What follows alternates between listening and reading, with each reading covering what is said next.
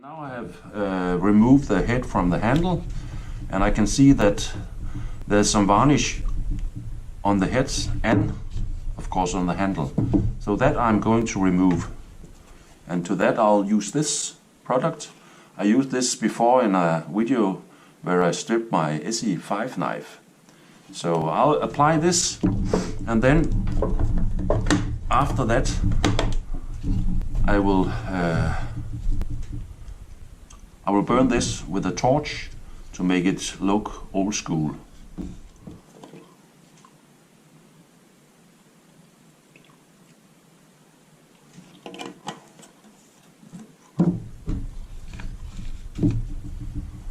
I just apply this and let it work for a while, and then the varnish I can just scrape it off.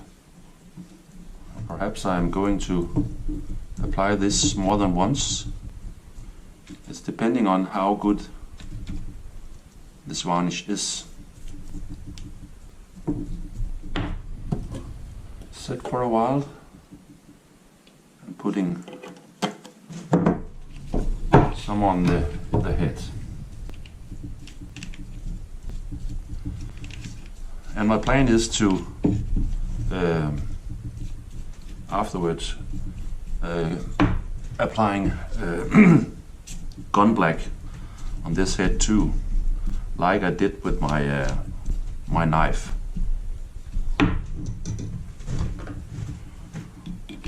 I forgot the gloves.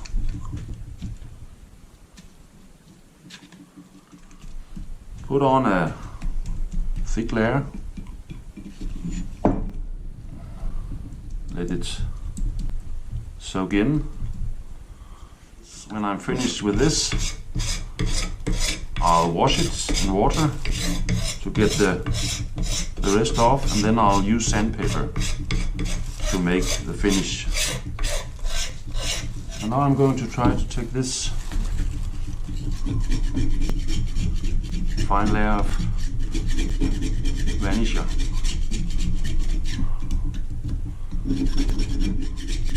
coating off. It's not as easy as with the knife and the black paint, but it's only a matter of patience and time. So I just have to do this a couple of times, then I'm sure it will be nice and clean. Now the head has been cleaned completely, and I put on some tape because I don't want the edge to be black.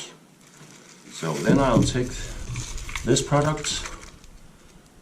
It's Brunierung, it's called. It's Dutch, German. We call it gun black. And what this does is it makes the metal turn black. I just take this.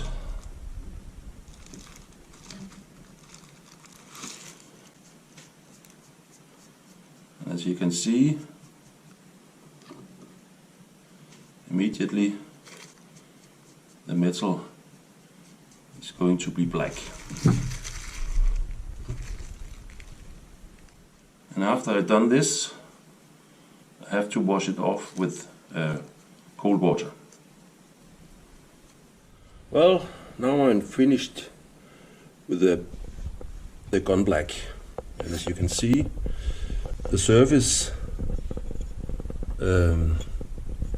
is not glossy, it's matte black, and the edge is not black. You can see it, but I used a file to make some markings in this. It's to make it look a little bit old. I think it looks cool. And I also cleaned up the handle, the hickory handle, and now I'm going to burn it with my torch out in my workshop. That I won't do in here. You have to be careful when you do this, because suddenly it gets very burned. So small step at a time. And I want it to be even, the burning. Then I'll use sandpaper on it, just a little bit.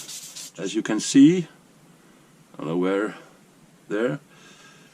It's a little bit darker, but I think they call it the ores in the wood has become much clearer. And when I'm using linseed oil at the end, it will be more brown. But the trick here is not to overdo it, not to keep on burning. You have to stop in time, because otherwise it will be too much, I think. So now I'm finished with the tomahawk, and you can see how it looks. I put some oil on the head, and that makes it a little bit glossy, but also more even. And the handle I have burned with a torch, as you saw, and it has I have put some linseed oil on it. So perhaps I'll make a color for this, perhaps some sort of leather handle, I don't know yet.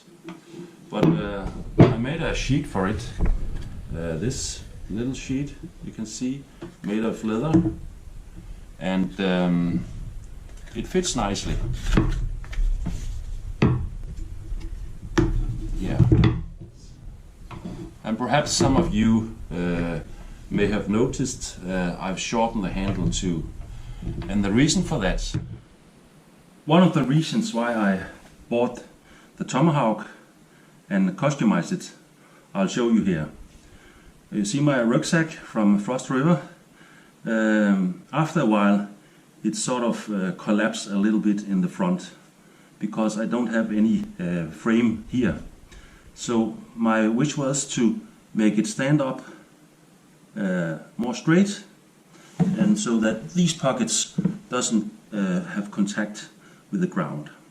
So that's why this Tomahawk is very useful here.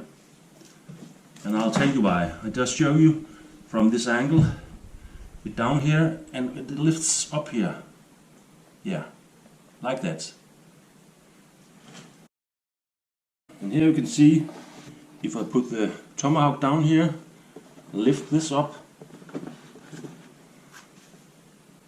I'm going to get what I want.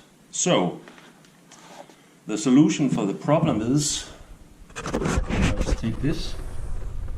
I made this out of leather and a little D-ring in brass. So I sawed this on this little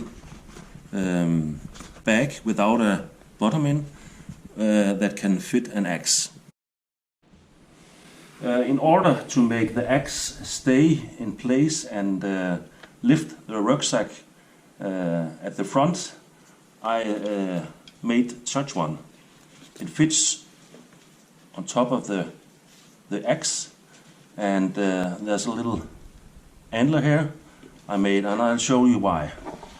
I bring it down here, and then I just lift it up like this. And then you can see, if you see it from the side, the rucksack is completely straight, and these pockets don't touch the ground. So I think it's awesome. And when I'm lifting the rucksack and to take it on my back, this just happened. Goes a little bit further down, but when I stand it on the ground again, it stays in place.